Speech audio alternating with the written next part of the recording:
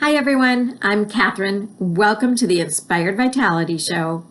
I'm publishing this video on November 10, 2021, which is Worldwide Neuroendocrine Cancer Awareness Day, and it is also National Carcinoid Cancer Month, which is a type of neuroendocrine cancer.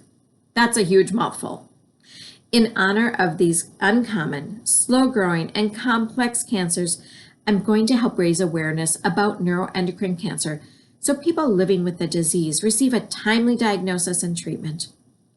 First, I'm going to explain what a neuroendocrine cell is and what it does. Then I'm going to give you some symptoms to watch out for and the common conditions that may be misdiagnosed for neuroendocrine cancer. Lastly, I'm going to break down the terms and abbreviations to take away some of the confusion. If this sounds valuable, leave me a comment below. Let's get started. A neuroendocrine cell is a specialized cell that sends and receives messages.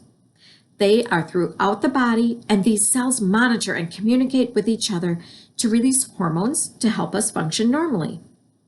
The specific type of hormone released depends upon the part of the body the cells are in. For example, in the digestive system, they produce hormones that help us to break down food in the gut and move the food throughout the bowels.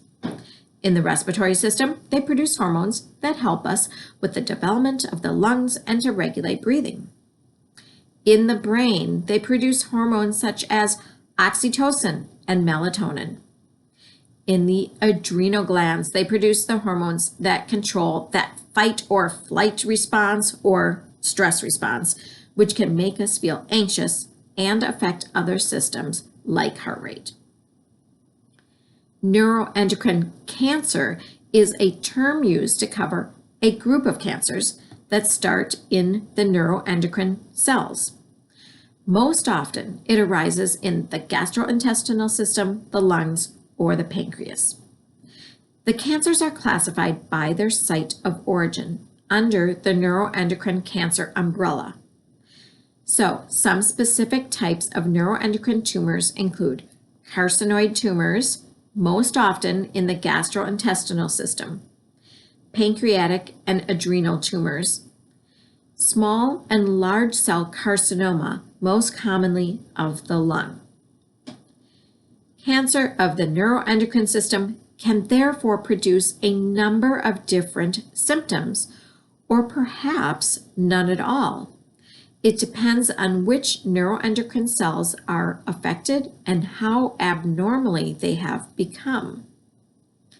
Some of the symptoms may include abdominal pain, fatigue, skin irritation, heart problems, diarrhea, flushing, wheezing, shortness of breath. As you can see, the symptoms can mirror common ailments. Because of this, over 50% of all neuroendocrine tumor patients are incorrectly diagnosed and treated for the wrong disease.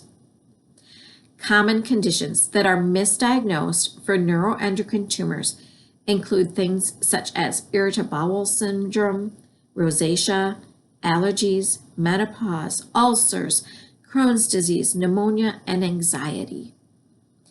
The average time from the initial onset of symptoms to a proper diagnosis often exceeds 5 years. If you are someone who is newly diagnosed with neuroendocrine cancer, you want to be aware of the various terms and abbreviations used by medical professionals. Not only are neuroendocrine cancers complex, but the various terms and abbreviations are too. So I'm going to break it down for you.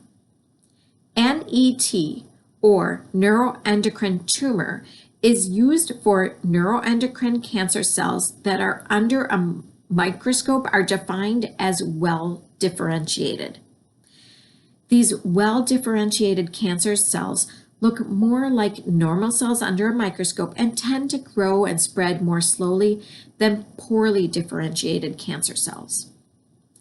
NEC, or neuroendocrine carcinoma, is a term for neuroendocrine cancer cells that under a microscope are described as poorly differentiated. This means that the tumor cells don't look like normal cells. They are disorganized under the microscope and tend to be more aggressive and tend to grow and spread faster. Neuroendocrine Neoplasm, or NEN, is a new umbrella term that includes neuroendocrine cancer. It refers to both NET and NEC, but may also include non-cancer neuroendocrine cell abnormalities.